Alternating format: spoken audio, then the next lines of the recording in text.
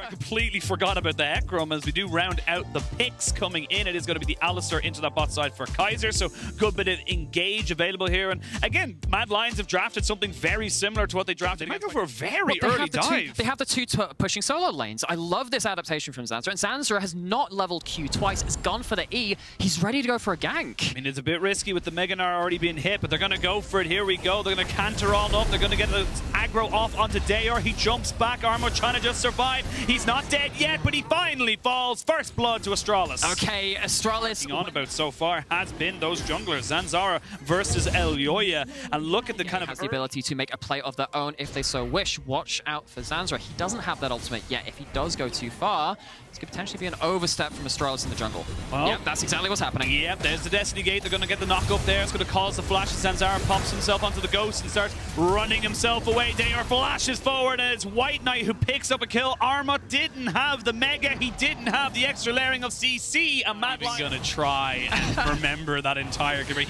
That is for far bigger brains than mine. What I will say is that once Zanzarah has that, you know, he's got a lot of move speed already. All I know is fights. You are sat here now as the Jinx side of this matchup in Mad Lions saying, okay, but what do we do with this? They're trying to find themselves a play to open up the map and get something rolling for them. They didn't see Elyoya. They don't know he's here. Kobbe senses something. promisq now will be spotted. They're going to use the Destiny Gate and jump straight on top of him. promisq flashes over, but he has been found out. Those are the kind of plays you need. I can't even blame Astralis for that. They just found the perfect corridor of vision.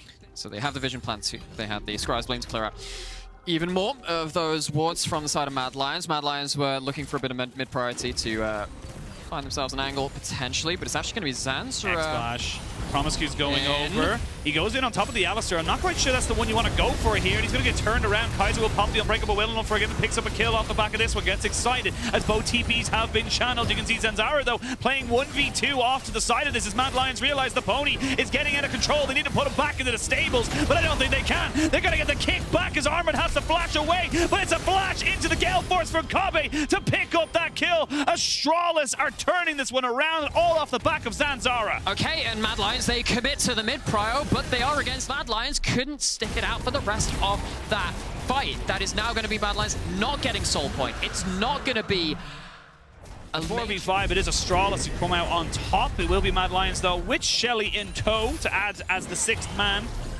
to be able to try and make something work, as Reeker will land the stun card, as well as the Everfrost, so we will not be taken out just yet. We will see on the top side there, Xin of WhiteKnight will be pushing in and trying to get that one. So this is going to be a 2 for 2 towers, but it is still an inner for 2 outers. It is, but then mid lane outer tower is always such a big thing. It's always such a big thing when you're playing around very heavy for an engage. But Mad Lions, they are seeing if someone does overstep, but you can look on the bot side here as well. They're not ones to be outdone. Armut will take this tier 1. Actually, you don't. He's a little bit afraid, and rightfully so, as we're going to see the TP coming in. Is TF going to respond? Where's the TP going? I'm not quite sure. There it is. We're going to have a look now and see if Armut, he has himself no Mega, which means he is going to die. It's going to be a fight on 2 fronts as the Leona is taken down. It's a trade of support for top, though. Astralis has not been unanswered trades. We'll look at the replay here, and this is just very deep teleport. I was wondering why I couldn't see it on the map, because the ward actually died at the very last second as Dajor was coming in. But while that was happening on top side, promisq just walked too far forward. With the Destiny Gate, they know that this Leona is isolated. Yeah, at least from the side of Mad, they do react within a time span to get something back. And again, as we were talking on one side of Astralis, much really longer road of darkness to then cover. And of course, again, this will be one of the few times where we'll see one of these bigger grouped up fights again. We're yet to really see a point where Jinx can start popping off. Zanzarah, he's on the back side of this. They're going to use the Realm Warp. There's the Onslaught of Shadows onto 3, but they can't really follow it up. Dajor in the right, in the middle, but he's a very tanky Ryze. He can stand here for days, but so can Unforgiven as he peppers down these rockets, gets himself a reset and gets himself back down. Reeker walking forward, has the rapid fire cannon, just needs to be in a little bit more space, but he can't quite keep the gold card locked in time. Should be able to get themselves a Soul Point. And that is the slimmest of margins for another reset, another get excited from the Jinx, but they still have the TF ult. Just going to be used to ward away. I mean, Zanzarah might be dying here. He's exhausted down. 1 or 2 more auto attacks here from Armut. Should be able to do it. The flash forward from the little Mar as he turns. He's a beefcake. I mean, that's kind of Ryze of the current era. And also with the TF not bringing that much magic damage, very, very efficient.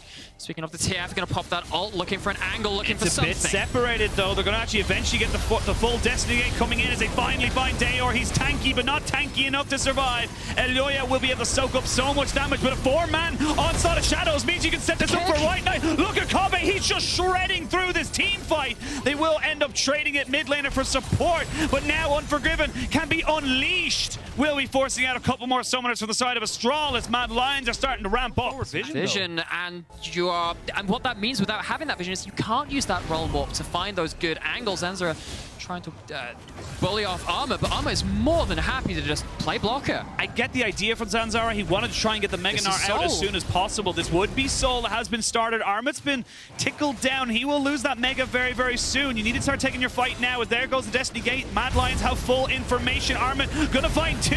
Despite them trying to look for the disengage. The Moonlight Vigil will come out, but Elyoya's picked up two. The Dragon is still going as Dajor's found himself onto the mini Yordle. The prehistoric Yordle trying to keep himself alive. They're gonna try and steal this one away, but they just cannot. You are a Ryze, you are not a jungler, and Dajor will realm warp his way out, but Mad Lions have the soul. And Unforgiven is untouched again, which breaks the, well, it's not a camel, it's a horse, I guess, but it's gonna break its back all the same. Don't think you can do anything here as Astralis. You got to accept your fate. And just accept that you cannot contest this objective. It's going to be Mad Lions taking themselves a gold lead. They've got the Infernal Soul, the Baron buff as well with the Red Bull Baron power play. So there's definitely a couple of if, buts, and maybes, but at the moment Mad Lions are putting their best foot forward and keeping themselves relevant in this game. As we can see, Armut trying to be a little bit of a nuisance. He will actually end up losing his own ultimate, but Dajor has nowhere to go, and Reeker going to be able to use a Destiny Gate to try and get himself back in here. The rest of Mad Lions saying, hey, it's a party, and they're all jumping in. Kaiser is not the one you want to be jumping on. He's got the Unbreakable Will. He is very, very tanky. Flash in with the gold card. They have the Moonlight Vigil, but it doesn't really do a lot of damage, and Unforgiven is again just picking up the spoils. Astralis looks scattered. They look scattered, and they're trying to play around the broken map, trying to say, oh, maybe we can. And Mad Lions, they take it in their stride. They take another turret. They're looking towards the base.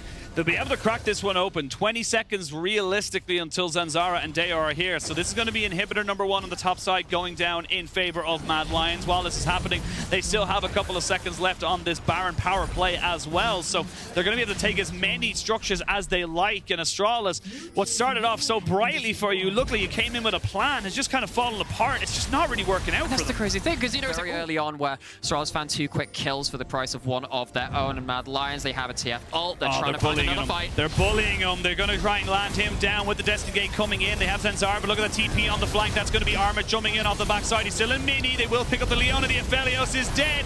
All of your damage is now gone. Mad Lions will be able to keep themselves alive. Mad Lions will keep their playoffs hopes going, and Mad Lions will go into the final day, at least into the final day of today, with a little bit of hope that they can make it. No, it was the question asked at the start of this week was, are Mad Lions out of playoffs? They have managed to keep that question mark there for now. It's not in their hands. It's not solved just yet for Mad Lions. They keep themselves in the conversation. They keep the pressure on Vitality. Mad Lions go up to 7-10 in the LEC Super Week. We still have 1 spot left to decide within the playoffs. It's not a one-horse race. See, the student has become the master. Well played, sir. Well played. Had some practice out of Mad Lions.